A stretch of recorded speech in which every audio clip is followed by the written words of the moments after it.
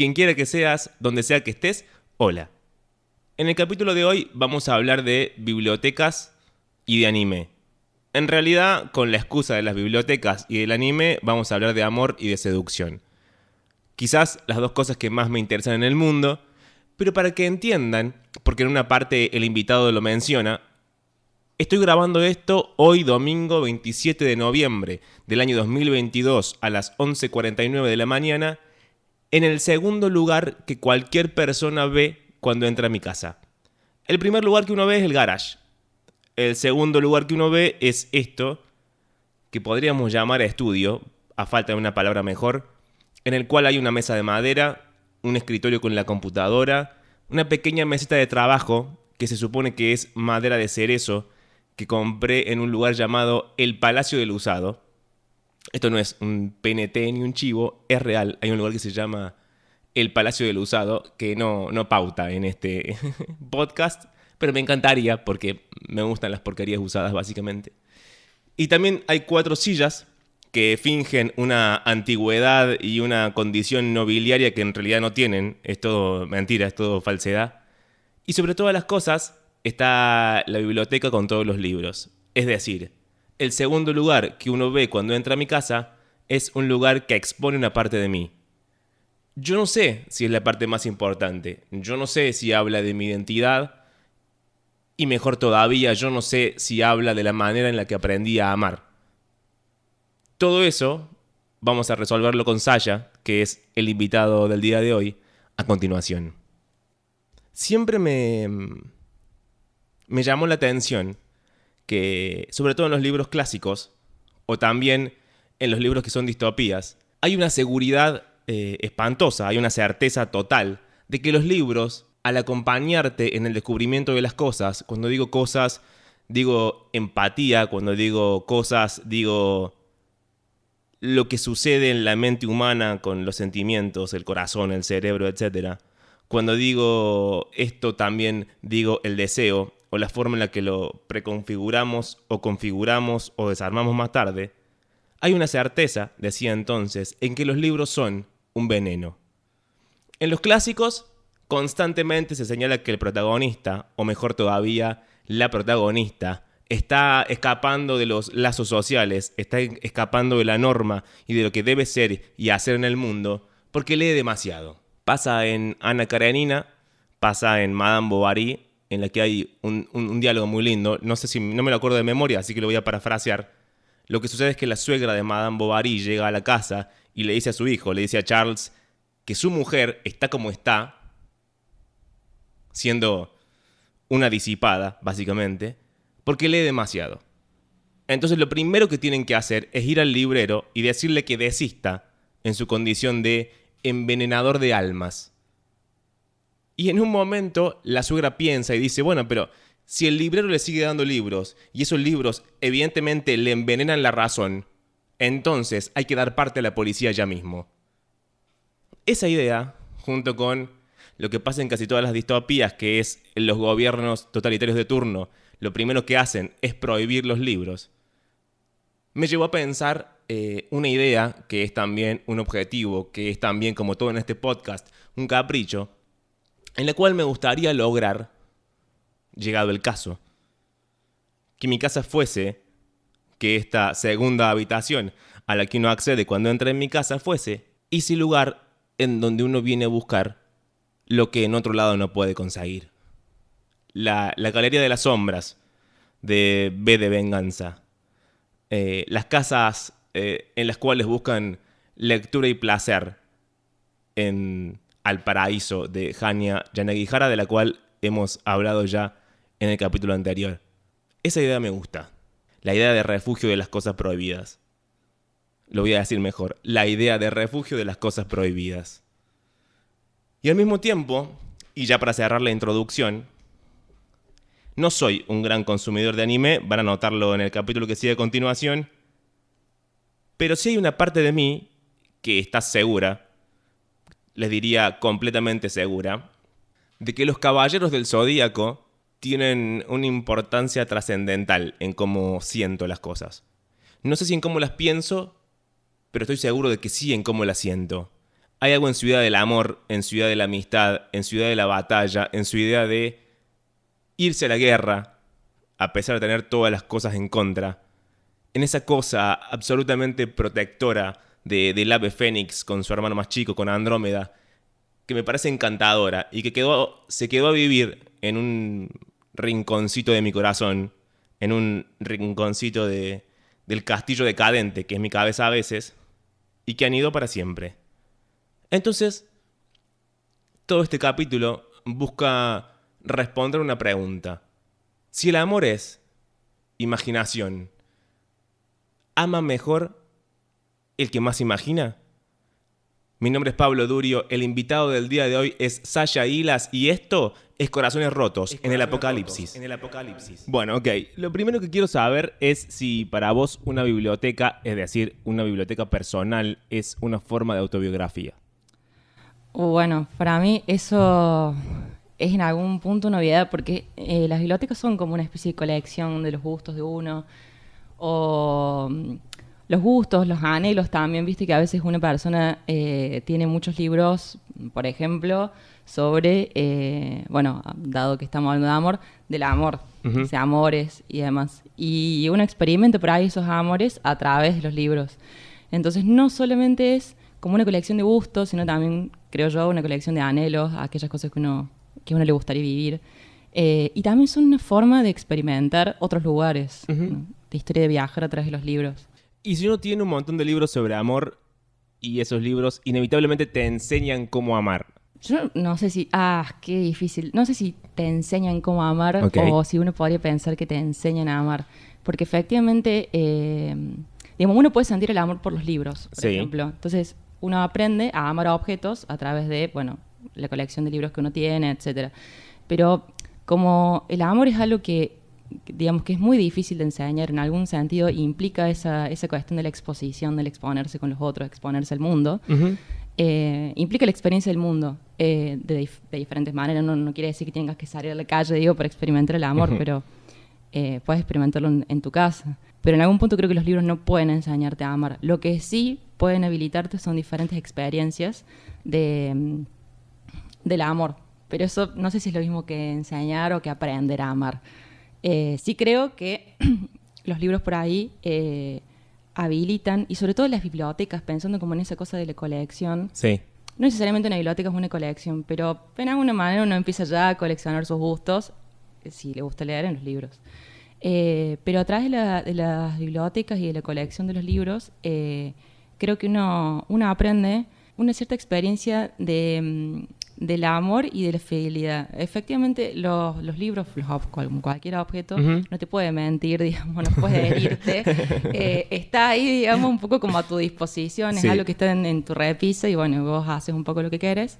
En cambio, con las personas no pasa eso. Hay como el factor del otro, de la otra edad, de la alteridad, de lo inesperado. Y en el caso de los libros es un poco más previsible, está todo un poco más bajo control. Cuando uno empieza a juntar y leer libros, más allá de que lo haga de manera deliberada o sin querer o un día se encontró con muchas cosas acumuladas, ¿esas cosas acumuladas son parte de la identidad de uno? Sí, no sé si te ha pasado de ir a visitar a personas, amigues o personas random, y de repente ver que hay una biblioteca y asomarte a ver qué hay. Bueno, a mí me llama mucho la atención, o sea, hacer ese tipo de cosas, como siento como que estoy espiando la intimidad de alguien, porque por ahí los libros son cosas que están en general, por ahí estoy generalizando y no es así, pero en general están medio como a la vista. Están expuestos, los libros están ahí, como medio como en un living, o qué sé yo, no sé, al lado de un sillón. Y uno entonces los ve ahí, entrar a la casa de alguien y si la casa no es muy grande... No son como los remedios en el botiquín del baño, no tenés que investigar nada. Está todo medio ahí. Pero no hice esa exploración todavía, no fui tan invasivo, pero sí me puse a chusmear siempre que voy a una casa de libros, me pongo a ver qué leen. Me acuerdo que mi vieja una vez me preguntó, estaba saliendo con un chico mucho más grande que yo, y en esa cosa de que yo tenía 18 años, no sabía muy bien como de qué iba esa relación, intentando como afianzar ese vínculo en algún lado, dijo, ¿y lee? Como preocupadísima, digamos, lee, ¿qué lee? O sea, claro. Decime que al menos lee, porque como en algo lo puedo linkear. Y Y efectivamente cuando voy y veo los libros, veo mucho de esa parte como íntima de uno, que por ahí uno no le presta mucha atención, y que tiene que ver con los gustos o con los consumos estéticos. No sé, hay veces que uno compra un libro por cómo se ve, no necesariamente porque conoce el autor o la autora o sabe de qué va la historia. A veces uno lo compra por la colección. Un poco eso pasa, o se me ocurre que pasa con una editorial que se llama Chai. Esto no es propaganda. Pero que tienen todos los numeritos de los volúmenes y todos son medios parecidos y todos son con fotografías súper bellas. Entonces uno ya como que colecciona a todos. Claro. Y va teniendo eso. Y uno los tiene, por ahí entra mucho por los ojos, o algunas otras editoriales de acá también. Y hay mucho de ese tipo de cosas, de las elecciones, que no tienen tanto que ver por ahí con los autores, sino también con el libro como objeto. Entonces uno puede sacar muchas conclusiones, también puede uno sacar muchos prejuicios en relación a las bibliotecas de la gente. Yo la tengo escondida, por suerte. No pueden ver. Cuando entras a mi casa hay una biblioteca de mangas, o sea, como todas las armas sobre la mesa. Sí. ¿Cuán friki puedo llegar a ser? Pero las otras dos bibliotecas, que son mi biblioteca de filosofía y mi biblioteca como de narrativa, y etcétera, está como en el estudio, entonces uno no accede. Tenés que investigar para llegar a... tenés que entrar a habitaciones. Bien, okay. Voy a cambiar la pregunta que hice hace un rato, reformulándola ahora que estamos hablando. ¿Te parece que la identidad de uno, al mismo tiempo que esta identidad literaria, por llamarla de alguna forma, uno la va buscando y la va construyendo, o un buen día se da cuenta que había una identidad ahí? Digo, un buen día uno ve la biblioteca y dice, ok, esto tiene sentido. Y no sé si lo busqué deliberadamente. Claro. Yo creo que pasa un poco más lo segundo. No sé si uno por ahí, ¿viste las bibliotecas? Yo creo que hay como dos, voy a empezar de la siguiente manera. Hay como dos formas, yo creo, de armar bibliotecas. Está la forma de armar bibliotecas en donde uno tiene que leer todo lo que se va a la repisa, primero. Esa cosa de, no, voy a tener libros al pedo. Sí. Bueno, y después está la otra forma, que para mí es la verdadera manera de hacer una biblioteca, que es ya cuando empezás a acumular, incluso hay gente muy friki que compra por catálogo, o sea, ya es un nivel o porque busca el volumen perdido, que la traducción, que no sé qué, y vos por ahí tenés un 70% de tu biblioteca que no leíste, y entonces ahí, en esa segunda forma de hacer bibliotecas, de repente vos te encontrás un día con algo más o menos armado y ahí vas explorando qué de uno hay en esa biblioteca. Porque un poco de esta manera como más desordenada, más acumulativa, hay libros que uno leyó y que le gustaron, hay libros que uno leyó y no le gustaron y un poco se los deshace, los pierde, no le importa, se van. Los pone en la segunda fila, ¿viste? Cuando de repente se empieza a hacer demasiado grande y el espacio escasea, uno empieza a hacer 2 filas de libros, bueno. Y en cambio, en la primera manera, que es, bueno, primero lo leo, después lo pongo y no tengo un libro de más, y es como todo mucho más lento, y también es como en ese control de que no se vaya, que no se desmadre el tema de los libros. Hay también, yo creo, es un prejuicio mío, quizá una falta de curiosidad. Hay muchos libros que yo he comprado y que responden a una curiosidad que tenían, qué sé yo, no sé, hace 3 años, y que hoy agarro y digo, ¿qué? O que te regalan libros. Y por ahí conociéndote mucho, ¿viste? Te conocen mucho, te gusta, qué sé yo, no sé, la cultura japonesa. Bueno, ok, te compro el libro sobre... no sé, la muerte voluntaria en Japón. Y vos, bueno, por ahí no te interesa el antropólogo, un estudio sociológico sobre por qué se suicidan, o sea, como... ¿sí? Y ahí está el libro. Claro. Y bueno, y responde quizás a no solamente tus gustos y no solamente como a tu identidad, sino también a como un sinfín de vínculos también y a un sinfín de miradas de otros sobre vos que tiene que ver con que te regalan. Entonces, un poco hay como una construcción de la identidad de uno, entendiendo que la identidad es siempre algo móvil, ¿no? Que no es igual a sí misma. Hay un poco de eso ahí. Yo hay libros que me los deshice porque no quería que la gente viera que yo leí eso alguna vez. Ah, ok. Pero bueno. ¿Pero porque te daban vergüenza? O sea, era como, no sé... responde como una identidad muy adolescente que vos decís, no, por Dios, no me siento ni a palo ahí. Y bueno, si uno puede, digamos, no puedes agarrar y lavarles el cerebro a todos y decir, bueno, este no fui yo, pero sí al menos como que la evidencia física Bien. de que efectivamente leíste cierta saga adolescente, que no vamos a decir cuál es, Okay. se va de tu biblioteca. Bueno, ok, esto no estuvo. Pero en gran medida yo creo que las bibliotecas también te permiten, más que jugar con quién sos, digamos, como intentar ser un espejo de lo que sos, jugar con quién querrías ser. Uh-huh. Uno se descubre también teniendo, no sé, hay muchas cosas que las descubrí a posteriori, mucho tiempo después. Dije, che, ¿cómo puede ser que todos, o sea, la mayoría de mi biblioteca son exiliados? No me había dado cuenta de eso. O sea, no fue como algo buscado de repente. Dije, che, boludo, no hay ni uno que sea tipo Immanuel Kant, ¿viste? Nació en ese pueblo y se cagó muriendo en ese pueblo, nunca salió ni viajó a ningún lado. Como todos eran como y exilios por historias trágicas. Uh-huh. Tipo, tu país dejó de existir. Listo, te quedaste sin país. Tuviste que irte a otro lado, aprender otro idioma, escribir en otro idioma. Y eso me di cuenta como a posteriori. Y que había una búsqueda ahí, había una riqueza de la escritura que a mí me gustaba, de la que yo disfrutaba, y que estaba habilitado por esas experiencias de vida. Entonces uno también va construyendo eso. Entonces, para la identidad hace falta una especie de momento de autoconciencia. Y yo creo que en algún momento uno empieza a querer cristalizarse en algún lugar. Digamos, si no todo es muy difuso. Hubo muy gracioso, hubo un filósofo que intentó como hacer una crítica de la idea de identidad personal. No intentó como criticar la identidad personal, sino decir, ¿por qué creemos que eso existe? Bien. ¿Cuáles son las evidencias?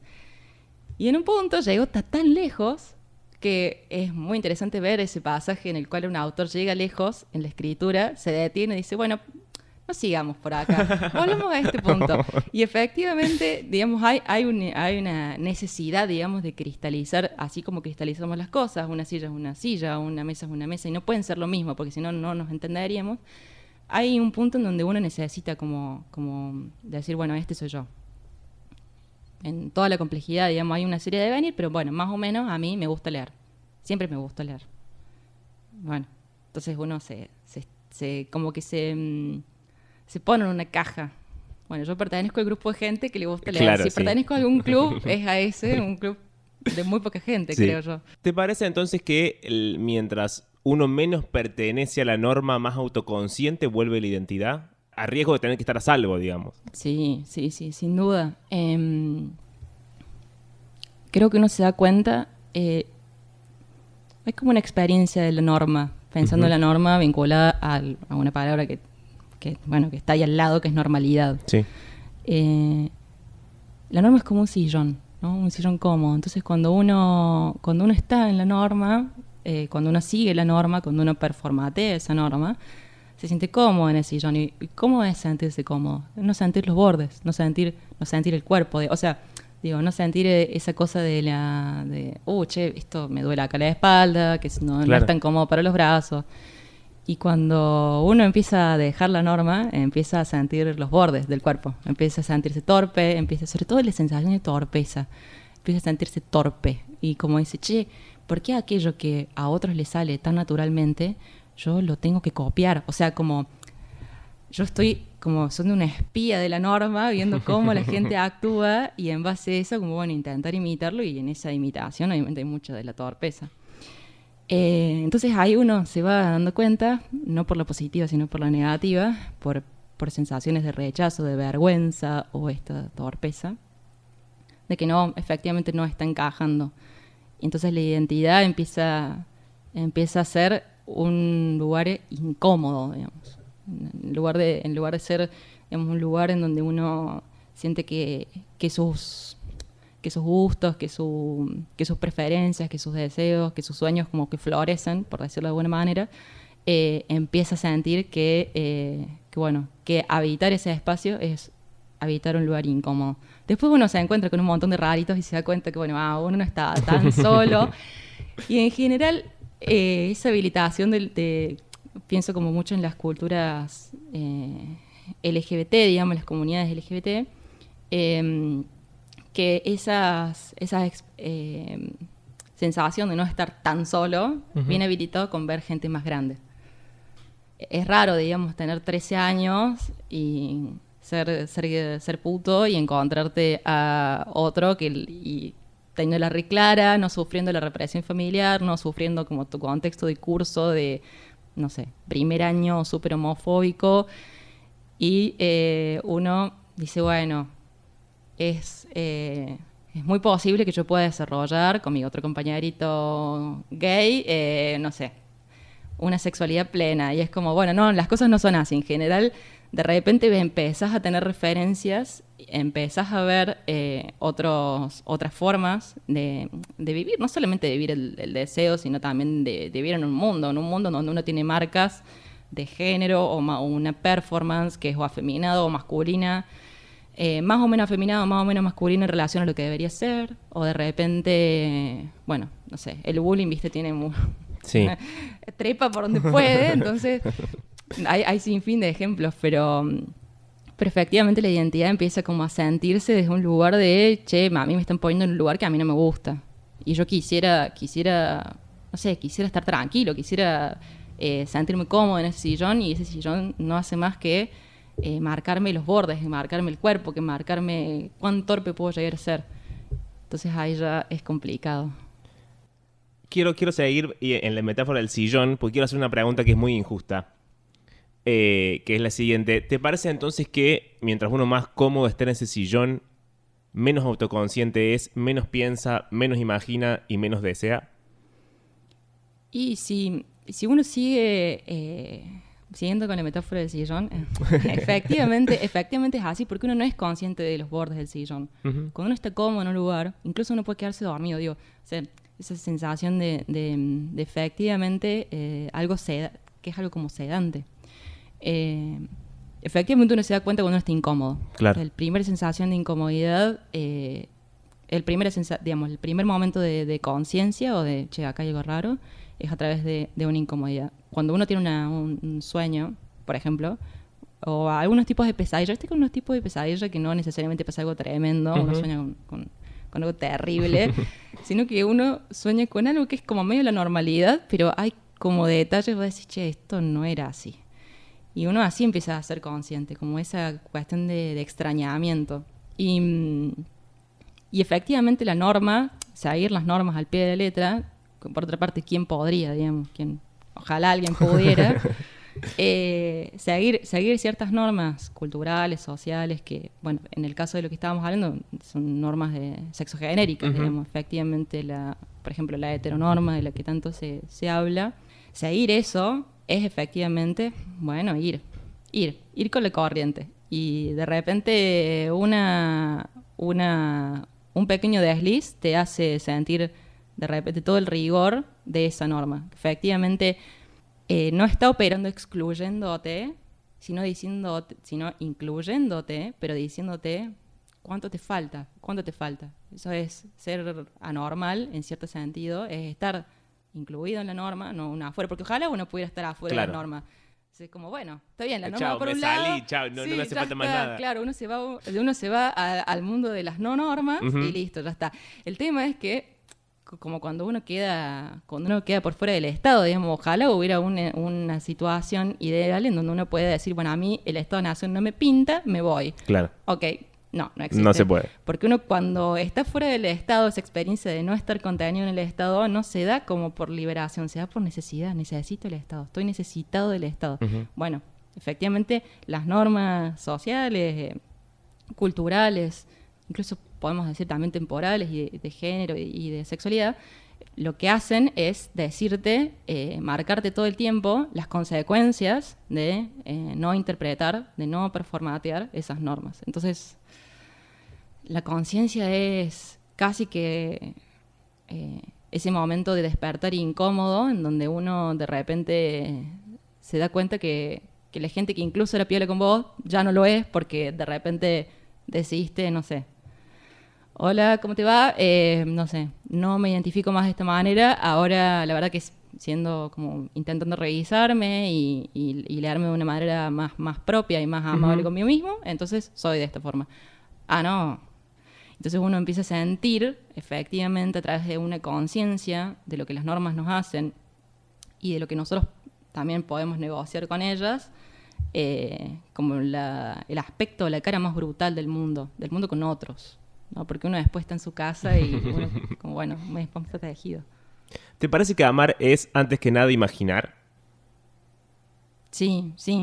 Yo creo que una persona sin imaginación, y sobre todo sin curiosidad, porque hay algo de la imaginación que tiene que ver con la curiosidad. Bueno, no sé, no me siento un doctor en el amor, pero lo que sí me parece es que en general hace falta cierta imaginación, porque también hace falta cierta apuesta en el amor. Si uno no imagina, es como, bueno, el vínculo con los demás y con las cosas y con el mundo se da medio como bueno, ok, esta taza acá, este vaso acá, y entonces no hay mucho juego. Pero efectivamente, si el amor es exponerse, también implica brindar algo de uno, no sé.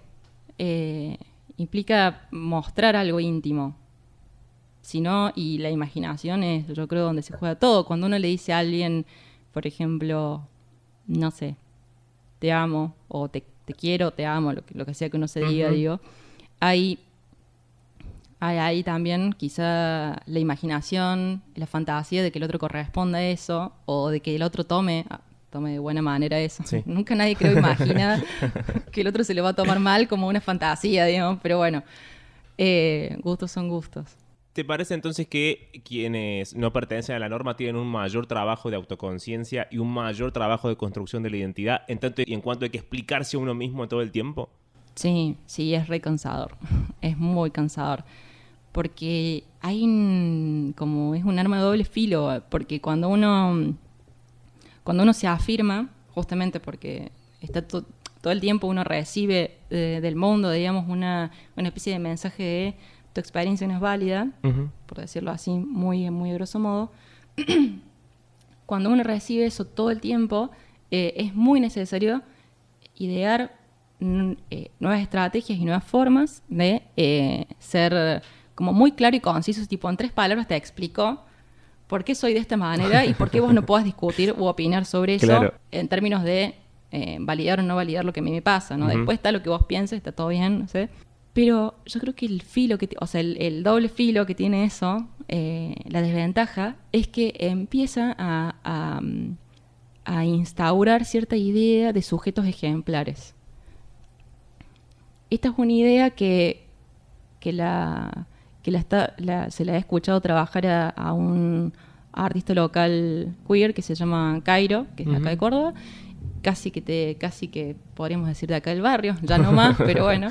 Y esta idea de sujetos ejemplares, de que efectivamente hay como una especie de sujeto ideal que viene a encarnar todas esas características, y si uno se desvía de la norma, entonces si no puede seguir ese ideal, que es el ideal de la norma, que es sujeto heterosexual, pongamos el caso blanco, burgués, que tiene un trabajo estable, que tiene un ideal de familia, que tiene la casa del perro, los 2 chicos, una jubilación para cuando le lleguen los 65 sí, y demás.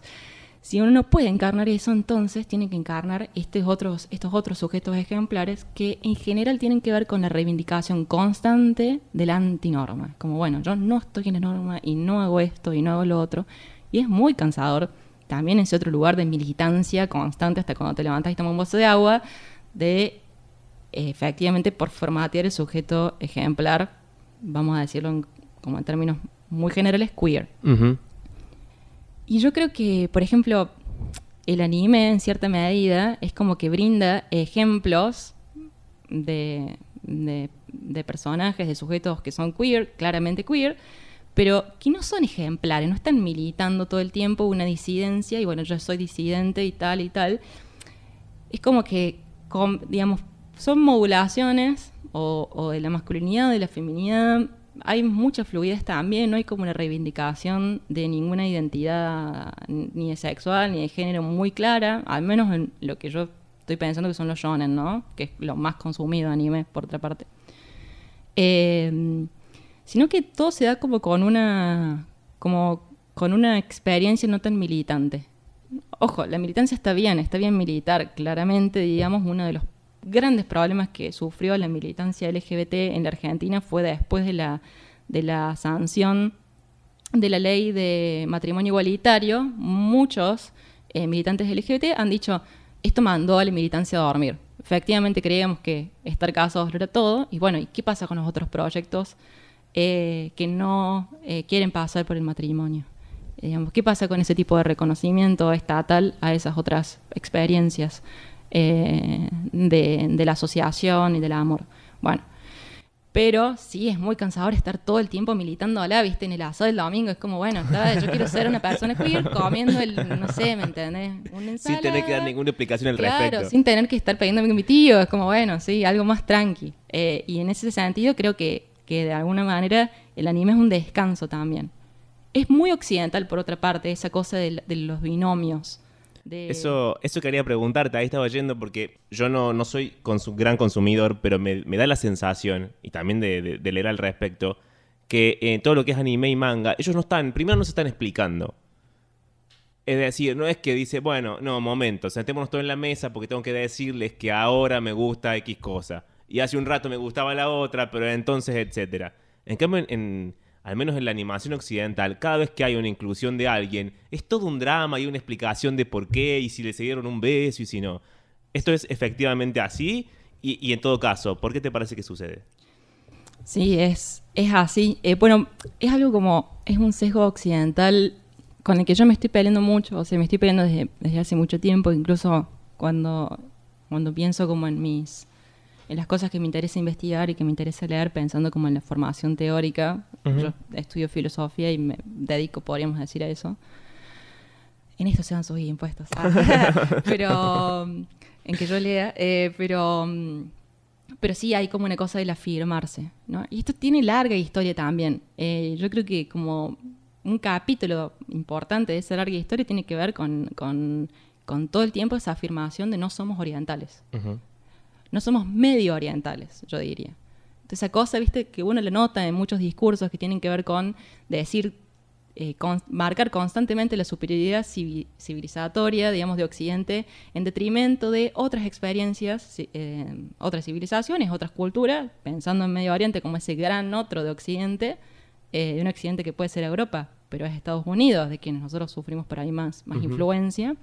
Y esos otros también somos nosotros los latinoamericanos, que somos como, bueno, ese experimento que no salió tan bien.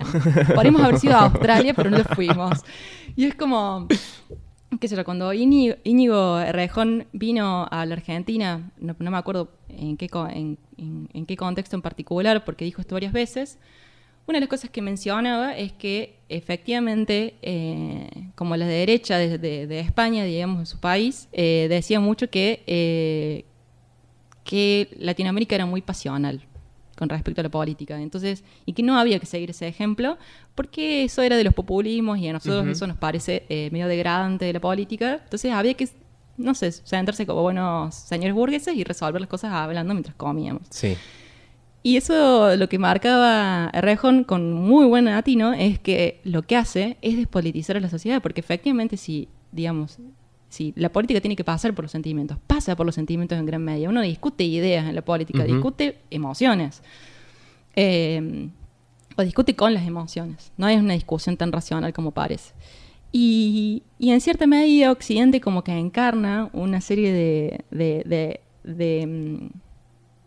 ideas, voy a ser un poco redundante, que tiene que ver con las ideas sobre las cosas. Y no tanto sobre como esa cosa más relajada de las experiencias. Entonces, todo el tiempo está marcando cómo son las cosas, intentando como dar el ejemplo. Entonces, cuando piensa en la inclusión, lo que hace es ponerte un chino, un negro, un blanco y un colorado como mejores amigos en un grupo de amigos, claro, en una serie. Y vos decís, o sea, no solamente que esto lo vi 80 veces, uh-huh. digamos, hay otras formas de pensar la inclusión. U otras formas en la que inclusión se puede dar, digamos, otras modulaciones también. ¿Por qué tiene que ser esa? ¿Por qué tiene que ser amigo? O sea, como la única forma es que sean, viste, como esos murales de las escuelas religiosas sí. que se ven por ahí, que todos agarrados de la mano, viste, como diferentes culturas, referentes culturales, todos agarrados de la mano, en una ronda. Y es como, bueno, no sé si tiene que ser así, o si es así realmente. Tiene en gran medida que ver con las ideas sobre, bueno, cómo sería si esto fuese perfecto. Y yo creo que es de una gran pobreza. Es como una pobreza de la imaginación. Hay una una serie que tiene relativa fama, Sex Education. Sí.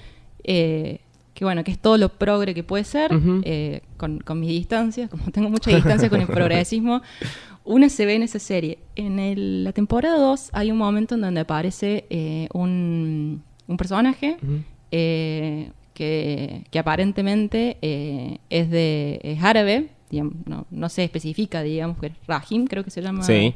Bien. Y que empieza a tener una relación amorosa con otro personaje, uno de los personajes principales, que no me acuerdo el nombre. Yo tampoco. Bien. Pero es el mejor amigo de Otis. El mejor amigo de Otis. Y que él, bueno, ya digamos, como había salido del closet, era gay, pero también participaba de la comunidad religiosa, perdón, de cierta iglesia de su comunidad. Entonces Rahim le dice, che, pero ¿cómo podés participar de esos eventos religiosos si vos sos gay? O sea, si sos puto, ¿por qué vas a la iglesia? Y es como, bueno, no sé, o sea, yo no sé, creo en Dios, lo siento así, la paso bien yendo, o sea, como no soy discriminado de ninguna manera.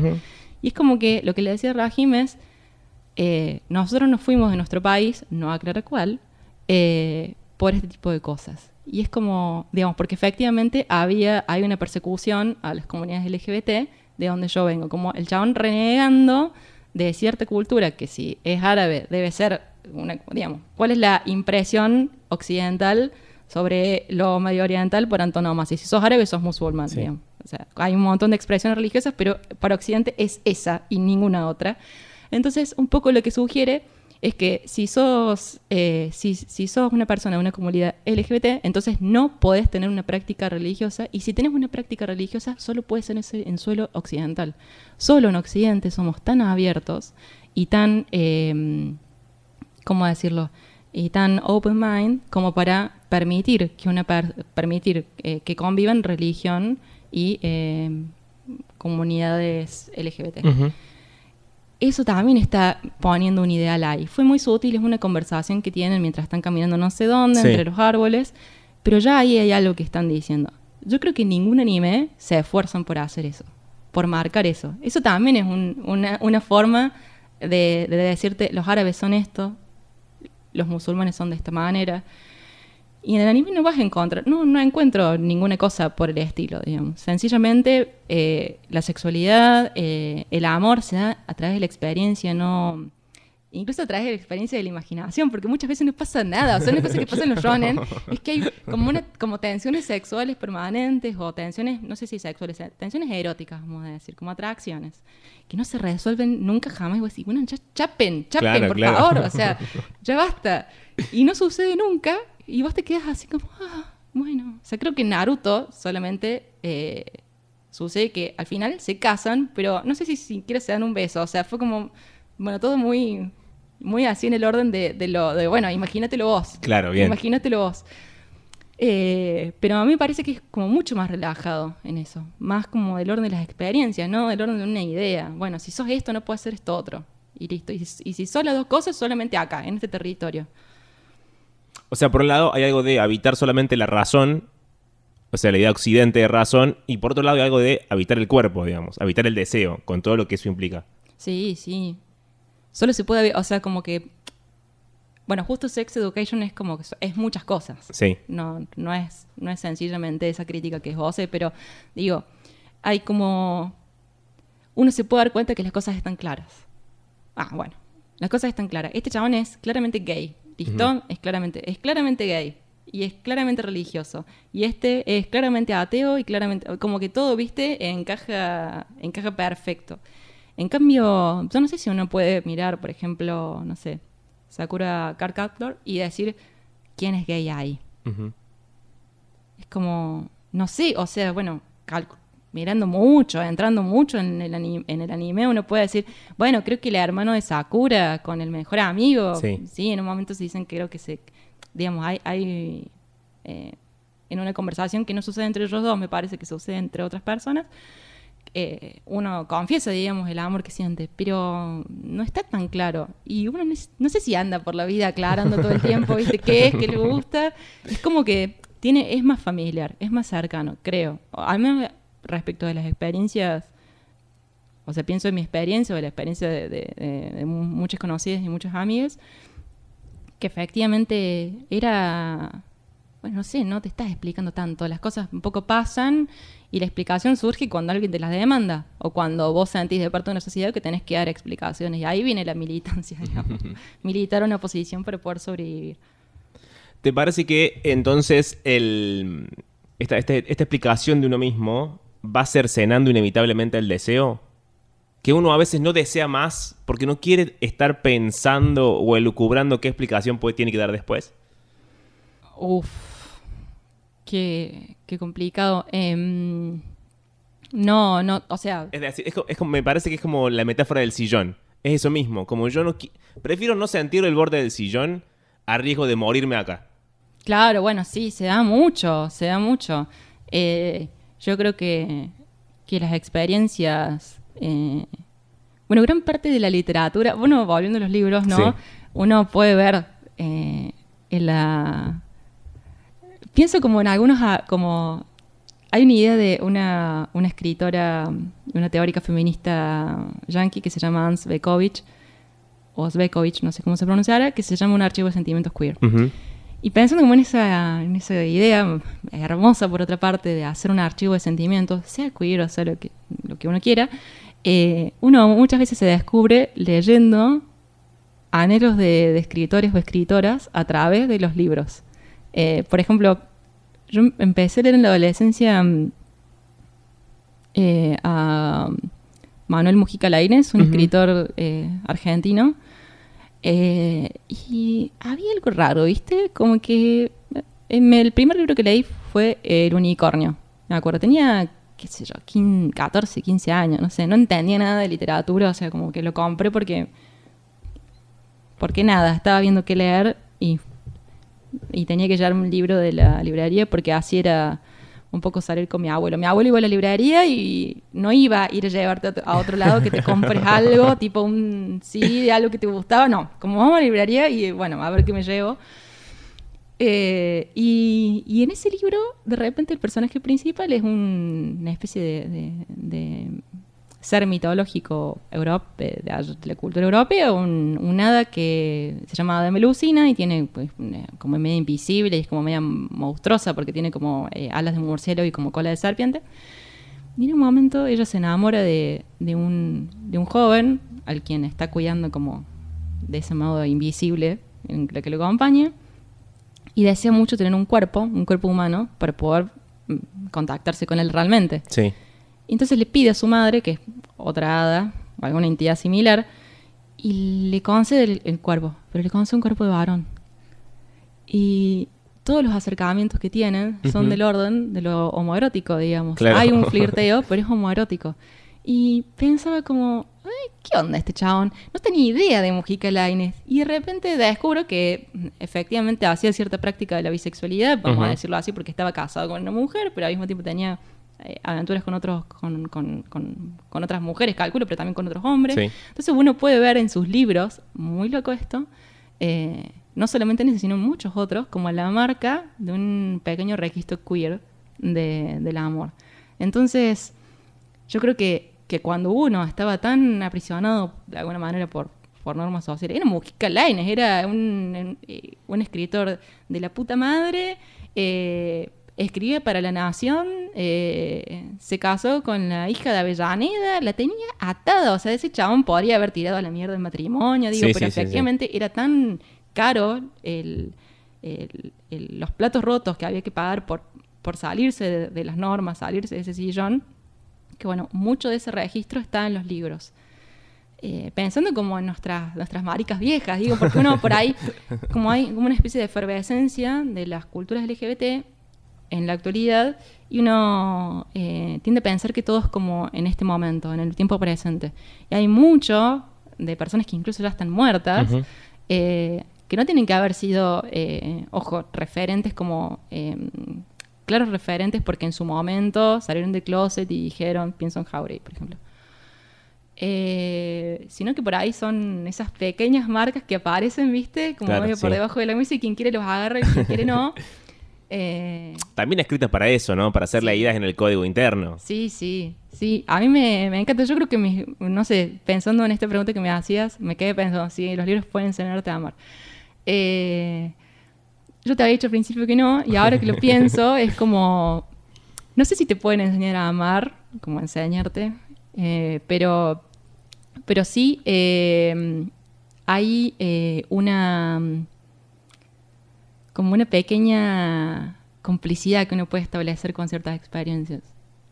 Yo creo que me sentía mucho más cercano a ese tipo de experiencias queer, muy sutiles, dibujadas, digamos, que en las experiencias de amor esbozadas en ciertas sagas adolescentes, que no vamos a decir cuáles eran. Bien. En donde el amor sucedía en base a una receta heterosexual, machista, espantosa, digamos. Nadie nunca querría, o sea, con 2 dedos frente querría estar ahí. Ok. La única manera es que te lo edulcoren, digamos, que te lo pongan como, bueno, la idea de este amor romántico que hoy se está discutiendo tanto. ¿Había vampiros? Sí, había vampiros. Bien, ok. Sí. Hubo muchas con vampiros, hubo muchas con hombres lobo, hubo muchas como que salió esa, la pegó, sí. y de repente es como... Se subió todo el mundo a la... Sí. No sé si todos pudieron comer tanto sacar tanta agua de ese pozo, pero eso lo hizo muy bien, me parece. La verdad que sí.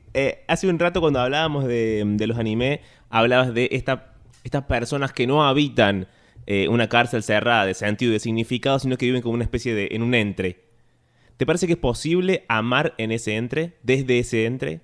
Sí. Hay mucho por ejemplo, del feminismo prosexo que incluso explora esa posibilidad. Y pienso particularmente que por ahí hay muchas... no quiero usar la palabra identidad, pero la voy a usar. Identidades medias como... tenías a menos, ¿viste? Esa cosa como el D7, que es un poco la bisexualidad, también el género fluido, que en mi caso... Bueno, yo vivo las dos cosas, digamos. Y un poco es como esa historia de que efectivamente se dan en un entre. No sé si personas como yo pueden decir tan claramente qué son o qué les gusta. Por otra parte, ¿qué tipo de conversación estaríamos llevando en donde uno se tenga que ver en esa situación? Digo, es más para la gente que quiere entender, ¿viste? O sea, quiero entenderte. Y efectivamente hay como algo de que las experiencias no son conmigo o con el otro, o con las cosas y yo, sino que la experiencia se da en el entre. Sin eso no tendríamos nada, porque por ahí es medio agarrar los pelos esto que estoy diciendo, pero a mí me da la impresión, no sé qué pensás vos, de que uno está medio como afuera de sí mismo. En lugar de pensar esto de la intimidad, del interior, y que efectivamente existe, digo, uno tiene pensamientos, uno intenta como buscar hacia sí mismo, bueno, toda esa exploración. La realidad es que uno que está para afuera, ¿no? Las cosas, el mundo te golpea, por decirlo de alguna forma. Suceden cosas hermosas, como sentir una caricia, sentir que de repente alguien te acompaña, tener experiencias físicas como el frío, como el dolor, como la calidez, como el cobijo. Y bueno, la experiencia del amor también es esa exposición. Entonces, yo no me podría exponer si no hay otra cosa, digamos. Si el mundo soy solo yo, entonces no hay una exposición posible, no hay vulnerabilidad posible. La vulnerabilidad, digamos, la exposición, el estar medio por afuera de uno, es la condición de posibilidad de que algo me suceda en la vida. Voy a hacer la siguiente pregunta, puedes no respondérmela si no querés. Pero cuando te diste cuenta que habitabas y que deseabas desde ese entre, ese darse cuenta, ¿fue una situación dolorosa? Y en ese caso, ¿te parece que siempre uno se da cuenta cuando le duele que de golpe quedó afuera de algo? Bueno, yo creo que en gran medida, no sé si fue una experiencia, fueron varias, y fueron varias a la luz de una revisión. Digo, ¿no? una, viste que uno ve hacia atrás y encuentra el mito fundacional y lo inventa uno. Sí, lo inventa uno, claramente. Pero Sí, o sea, hubo varias. Me acuerdo de un anime que es así, a mí me cuidaba mi abuela. Uh-huh. Mis papás trabajaban, me tuvieron de muy jovencitos, trabajaban los dos, entonces a mí me cuidaban las horas que mis viejos laburaban, mi abuela paterna. Entre la serie de cosas que yo hacía con mi abuela, que sé yo, jugaba, que cocinaba, cosas giradas así, mi abuela era una maniática de la limpieza, y bueno, era como medio difícil por ahí la convivencia de una persona maniática de la limpieza y un niño de, qué sé yo, 4 o 5 años. Pero bueno, me ponía la tele, me acuerdo. Yo era bastante quieto, de todas maneras, no hacía mucho quilombo, pero bueno, me ponía la tele. Y había un anime que me acuerdo que a mí me impactaba y era Ranma y medio. Uh-huh.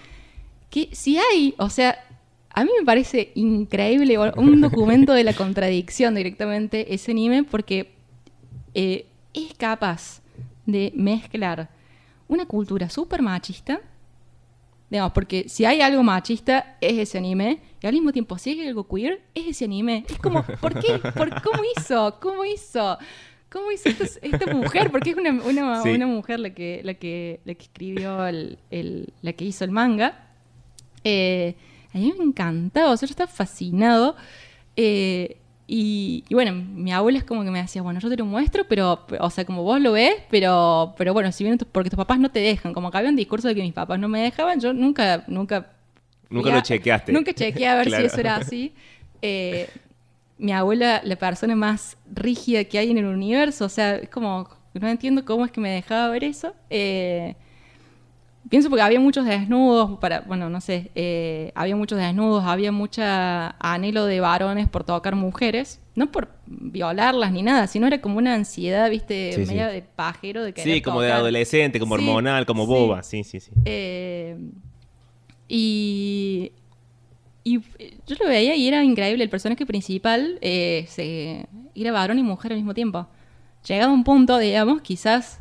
Es como no es que convivía bien, digamos, pacíficamente, armoniosamente con esa condición, pero de alguna manera la iba llevando y todos lo tomaban así. Bueno, Ranma tiene esta condición. No es como, bueno, ok, Ranma tiene esta condición, sino, bueno, el chabón viene así, o sea, es así. Sí, es así, nadie le pedía explicaciones y él no lo explicaba.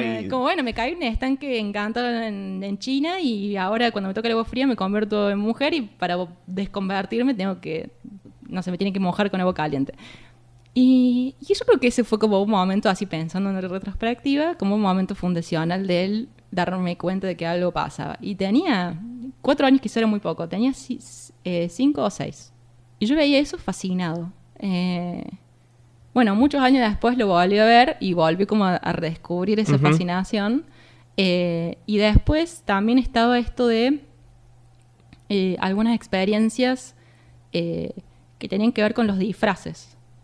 Yo me acuerdo que me disfrazaba de muchas cosas, sobre todo me habían regalado un disfraz de Blancanieves y me disfrazaba de Blancanieves, Sí. pero también me gustaba Aladdin, me gustaba mucho Aladdin y me gustaba mucho Mulan, por ejemplo, y me gustaba Mulan en la medida en la cual la chabona se había disfrazado, digamos, se había trasvestido de varón. Sí. Entonces es como todas esas experiencias como que yo creo que tenían que ver con la fantasía, tenían que ver con los dibujitos animados, con algún orden de lo posible. A mí me fueron como... No me fueron marcando, sino que empecé a establecer complicidad, porque si no es como esta idea de que uno se vuelve queer porque pasaron cosas. Sí. Hay cosas que te influenciaron, que ese es el argumento de parte de mucha gente que quiere marcar que efectivamente vos sos queer porque algo malo te pasó. Claro, sí. Es como, bueno, si algo malo me pasó y yo soy queer por eso, de todas maneras, ¿eso hace que lo queer sea malo? Es como que también es un... Sí, es un discurso... Sí. Para repreguntar, digamos. Sí. Como, bueno, si yo sufrí una experiencia traumática y soy queer por eso, entonces, ¿qué? O sea, ¿está mal ser queer? Porque no podría ser... Si uno sigue siendo heterosexual después de una experiencia traumática, como nadie dice Claro, que la esté experiencia mal. traumática vale menos, no, Claro, es un trauma igual, sí. Como, bueno. Pero sí empecé a establecer cierta complicidad. Y después en la adolescencia me pasó que empecé como a experimentar ciertas cosas que tenían que ver con la lesbianidad, digamos. Yo fui socializado como mujer, entonces a mí por ahí sentía cosas por mis amigas, no estaban como tan claras como que me gustaban o que qué sé yo qué, sino como que me sentía atraído.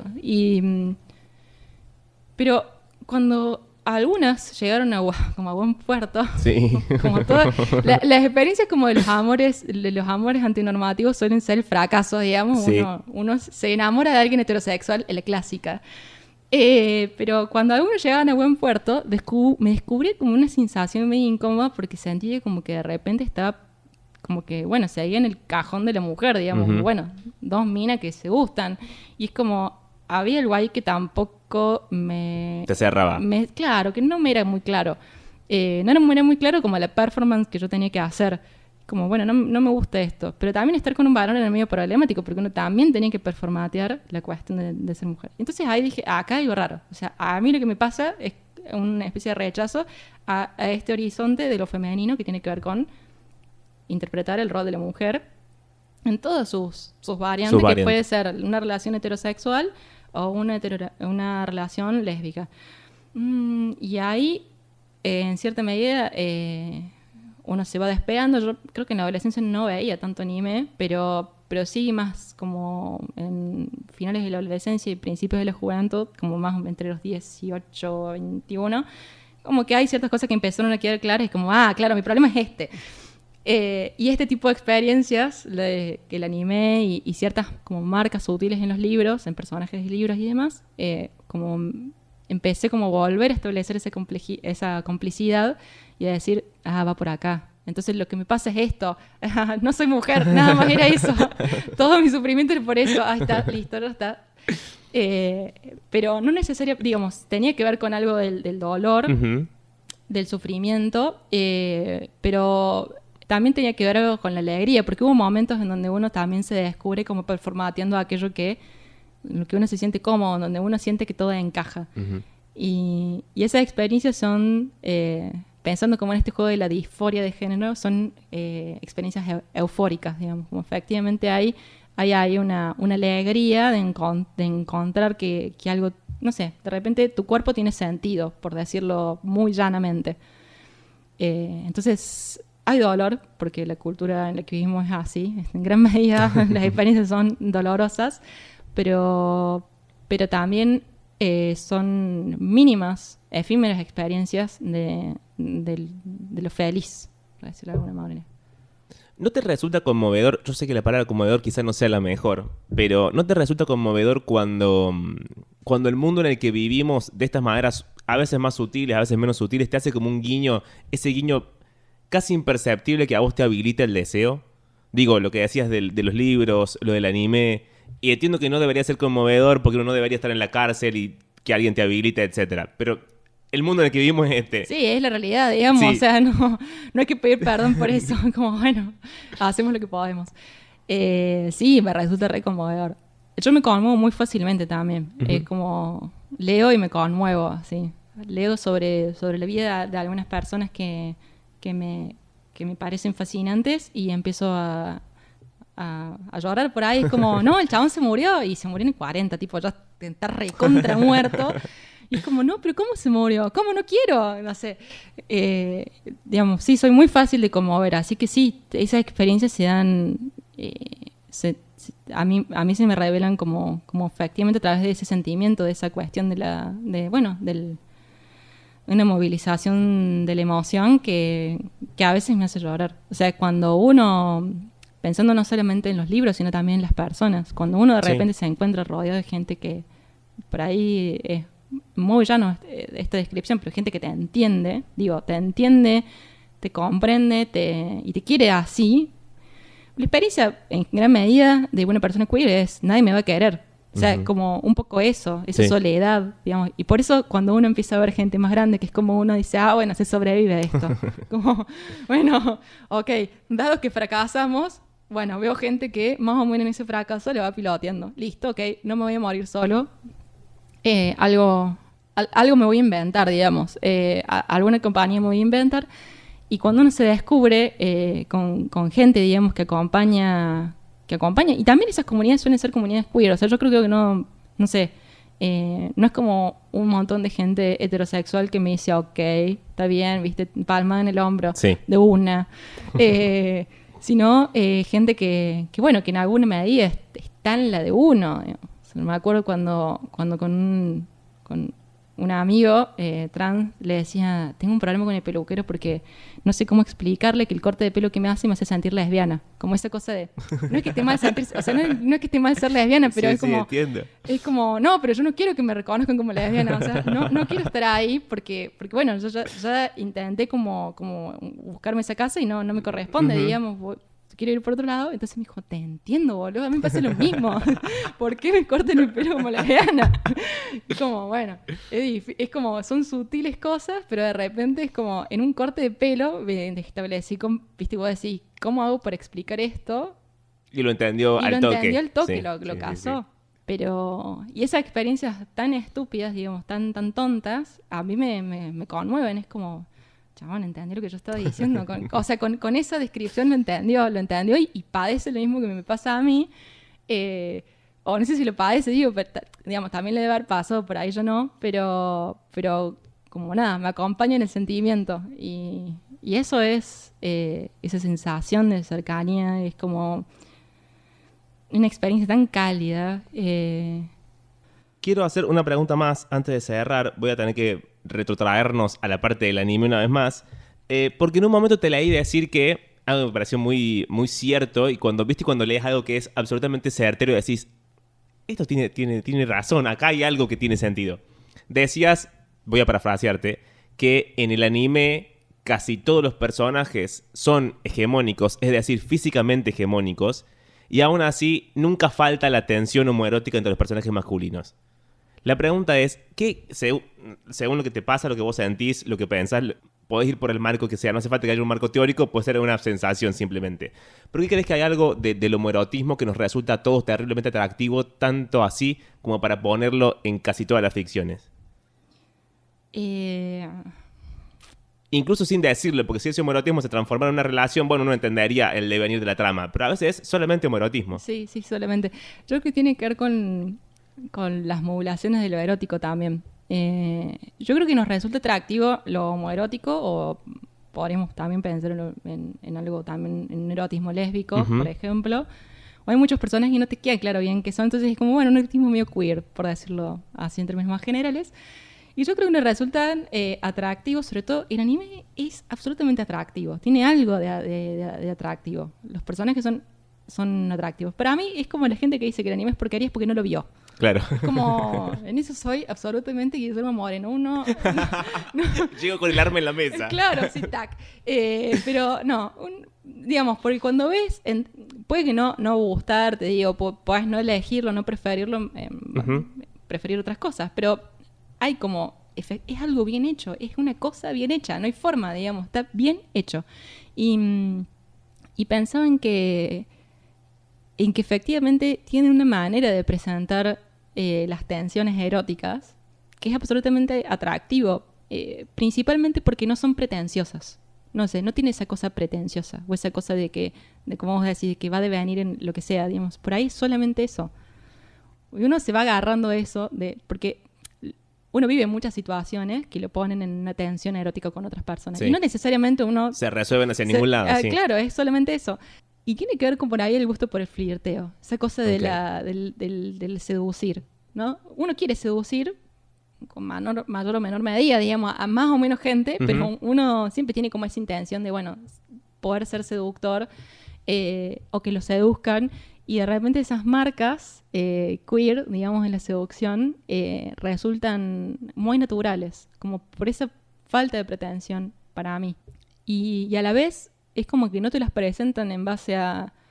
No te las presenta, performateadas, como realizadas por personajes claramente queer, sino que de repente son chicos en una pandilla que se cagan a piñas con otros, digamos, dame algo más varón heterosexual, no tan varón heterosexual, digamos. Y de repente, digamos, hay un compañerismo que roza todo el tiempo lo homoerótico. Incluso hay dos personajes que bueno, en un anime que se llama Tokyo Revengers, que no en el anime, pero sí en el manga, digo porque el anime salió solamente en la primera temporada ahora, que tienen como una tensión muy particular, muy bizarra, por otra parte, porque hay un muerto de por medio, digamos, bien, okay. muy extraño. Pero digo, hay dos personajes que claramente viven una especie de romance extrañísimo. Y que no está todo el tiempo esa tensión. Y uno la vive muy natural, digamos, salvo por el muerto, pero uno lo vive muy natural. Y es absolutamente atrayente. Uno quiere saber más, digamos. Quiere saber más y al mismo tiempo no está esperando que, bueno, efectivamente, bueno, pónganse de novios, digamos. No está esperando eso, porque no va a ser, pero al mismo tiempo uno disfruta de cuando eso aparece. Es como que encaja con la historia. Recién dijiste la palabra seducción y esto me habilita a hacer una pregunta más. ¿Para qué aviso que es la última pregunta si después voy a seguir haciendo más preguntas? Sería el conflicto de esto. Pero recién cuando hablábamos de la seducción pensé, si el amor es imaginación, si es imaginación la acrecientan todas las cosas que de alguna forma sutil o menos sutil son un guiño que te habilita el deseo. Y la única forma de llegar a ese deseo es buscarlo a través de la seducción. Las personas que no pertenecen a la norma, o mientras uno menos pertenece a la norma, ¿tienen más herramientas de seducción? ¿Tiene más cintura para la seducción? ¿Tiene más inteligencia, emoción, carisma, no sé qué palabra ponerle para la seducción o no? Yo no sé si tenemos, o sea, ojalá, eso quisiera pensar, pero creo que, o sea, más que nada, nos lo tenemos que rebuscar más. Okay. Es como, hace unos días hablaba con una amiga, estábamos sacando el cuero, digamos, y estábamos sacando el cuero en general, digo, estábamos hablando de la como de los estereotipos, sí. De los estereotipos de heterosexualidades que hay. Pensamos en el milipili, pensamos en los tinchos, y pensaba cómo estamos viviendo a raíz, yo creo, como que por suerte, ¿no? Creo en que un poco tiene que ver con esta efervescencia de la cultura LGBT, que un poco toma la escena cultural. Hay una crisis en esas formas de representar a una mujer heterosexual o a un varón heterosexual. Y se manifiesta mucho en la crisis de que ya hay muchas mujeres que se sienten dentro del feminismo, entonces ya hay ciertas formas de la relación que no quieren, y muchos varones que se encuentran muy desorientados, digamos, no saben bien como hacia dónde, como bueno, no, tengo dos herramientas y ya ninguna me sirve, claro, boludo. claro, Sí, claro. Y ya no tengo la creatividad para pensar en qué otras herramientas puedo usar. Entonces hay como una especie de que nadie sabe bien cómo vincularse dentro de la heterosexualidad, pienso, porque dentro del mundo queer, siento que, bueno, que nos lo tuvimos que rebuscar mucho más. No solamente para encontrar de chiquitos, digamos, de púberes o de adolescentes. Púberes, por Dios, qué término. De psicoanálisis. Pero adolescentes. Bueno, quiero decir, esos 11, 12 años o adolescentes. Púberes es como tocar el mundo con el dedo meñique. Así como toco púberes. El mundo, como, no me vinculo. Así. Pero que en gran medida esas formas de la heterosexualidad están entrando en crisis y de repente es como, no sé, que estas minas no saben lo que quieren y que qué sé yo, y que, bueno, lo que vemos mucho por ahí en sitios en Instagram, como Tinder bizarro, que de repente hay, viste, vos decís dinosaurios que no tienen 80 años, tienen 27, 28... 35 y dicen cosas como no pañuelo verde, no sé qué cosa, y es como y al mismo tiempo como que efectivamente hay una cosa así entre no encontrarse, no encontrar modos de relacionarse y eso me da la pauta para pensar, claro, es que la tenían muy fácil, claro. La tenían muy fácil, entonces es como el manual de cómo levantarse a alguien en el mundo heterosexual era muy sencillo. Y ahora parece que hay que imaginar, como ponerse a ver qué pasa, a curiosear otras cosas. Y hay una crisis tremenda, o no sé, yo la siento como inminente, creo que como que todavía no es muy visible, pero me parece que está ahí, lo veo como, no en amigues, pero sí bueno, yo trabajo en un café, entonces veo muchas cosas, y veo muchas de esas performances fracasadas. Hay una clienta, que ni siquiera sé cómo se llama, que que le decimos la chica Tinder, porque viene todo el tiempo con alguien distinto y a veces pasa que sus citas que no resultaron vienen con otras citas y se encuentran y es toda una... ¿Por qué van todos al mismo lado? No sé, boludo, es muy bueno el café. No en muchos lugares se ve, pero bueno, digamos, veo todas esas performances heterosexuales que me hacen, y las veo fracasar, digamos. Veo como que están experimentando el fracaso quizá por primera vez. La última pregunta tiene que ver con la raíz de todo esto. La raíz de todo esto es una cosa completamente caprichosa y arbitraria, que es, bueno, el mundo se vino abajo a pedazos. Es decir, todos los discursos que nos sostenían, para bien o para mal, no existen más.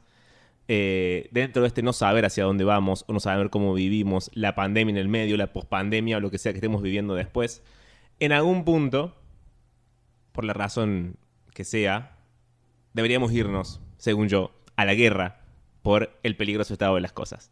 El peligroso estado de las cosas es esto mismo, la manera en la que mucha gente piensa y siente en detrimento o haciendo daño de otras personas. Si fuéramos a esa guerra, y si vos vinieras a la guerra, tenemos que hacer solamente una cosa antes, que es esconder el amor para que no le pase nada, porque es la última fuerza que nos queda, en algo. ¿Vos en qué esconderías el amor? Hay como un prólogo a eso, que es que yo creo que uno puede intentar esconderlo, ahora no sé si va a estar a salvo. Okay. O sea, porque si el amor, como veníamos justo conversando, tiene que ver con estar expuesto, digamos, y con eso que se da cuando uno entra en contacto con un mundo más amplio que uno mismo. Entonces hay cierto riesgo también en que eso no solamente que eso no resulte, sino que eso fracase. Uh-huh. El fracaso, digamos, es la gran regla, o es el terreno en el cual se juega el amor. Entonces uno puede hacer todo lo posible, pero bueno, puede ser que de todas maneras uno no pueda salvar el amor. De todas maneras, hay un poema de una poeta lesbiana que se llama yankee, que se llama Elizabeth Bishop, uh-huh, que yo creo que aborda esa problemática del esconder el amor de una manera hermosa en un poema que se llama Un arte, que creo que es más largo que lo que yo lo tengo. Yo en realidad lo leí en un libro de un teórico queer que se llama José Esteban Muñoz. El libro se llama Utopía Queer. Está mal traducido, no se debería llamar así, porque la palabra en inglés es, si no lo pronuncio mal, cruising, que tengo entendido es gire. Uh-huh. Digamos, es salir a ver si uno pesca algo, sí, a ver si uno tiene sexo casual con alguien. Sí. Pero bueno, como por ahí el público, no sé, gire es como por ahí medio de pocos entendidos, y de pocos entendidos en el mundo queer, o sea, como de entendidos en el mundo queer, se eligió poner Utopía Queer, el entonces y el allí de la futuridad antinormativa. Y en ese libro recupera muchos materiales de la escena queer de Estados Unidos, un poco antes y un poco después de la revuelta de Stonewall, y en gran medida tienen que ver con archivos del fracaso. Con archivos del fracaso, pero con un archivo que también supone una apuesta hacia un futuro, hacia el escape de un presente muy ajustado, muy encorsetado en normas rígidas, en la tristeza, en que si vos no te apegas a la norma heterosexual, entonces vas a ser infeliz. Y en gran medida eran historias infelices la de ellos. Pienso, estamos hablando de entre los 60 y los 70, ¿no? Uh-huh. Eran historias infelices, después vino la pandemia del SIDA, digamos, o sea, hubo situaciones de mucho trauma. Pero el esfuerzo del libro y de estos materiales que él recopila está en pensar que también hay belleza, digamos, también hay felicidad, también hay alegría, y también hay algo que vale la pena conservar y que vale la pena guardar, y eso es el amor, digamos. Y en el poema, al menos el fragmento que yo tengo, dice: el arte de perder se domina fácilmente. Tantas cosas parecen decididas a extraviarse que su pérdida no es ningún desastre. Pierde algo cada día. Acepta la angustia de las llaves perdidas, de las horas derrochadas en vano. El arte de perder se domina fácilmente. Después, entrénate en perder más lejos, en perder más rápido. Lugares y nombres, los sitios a los que pensabas viajar. Ninguna de esas pérdidas ocasionará el desastre. Perdí el reloj de mi madre, y mira, se me fue la última o la penúltima de mis 3 casas amadas. El arte de perder se domina fácilmente. Perdí 2 ciudades, 2 hermosas ciudades, y aún más, algunos reinos que tenía, 2 ríos, un continente. Los extraño, pero no fue ningún desastre. Incluso al perderte, la voz bromista, el gesto que amo, no habré mentido. Es indudable que el arte de perder se domina fácilmente. Así parezca, escríbelo un desastre. Gracias por venir a charlar conmigo. No, gracias a vos. Si llegaste hasta acá, gracias por haber estado del otro lado, gracias por escuchar, gracias por quedarte ahí. Y si querés decirme algo, además de todas mis redes, puedes mandarme un mail a Pablo I de Ignacio y latina, Durio, Pablo I Durio, @gmail.com. También puedes clasificar este podcast donde sea que lo estés escuchando, podés suscribirte, podés hacer todas esas cosas que siempre son muy bienvenidas. De nuevo, gracias y nos encontramos la próxima.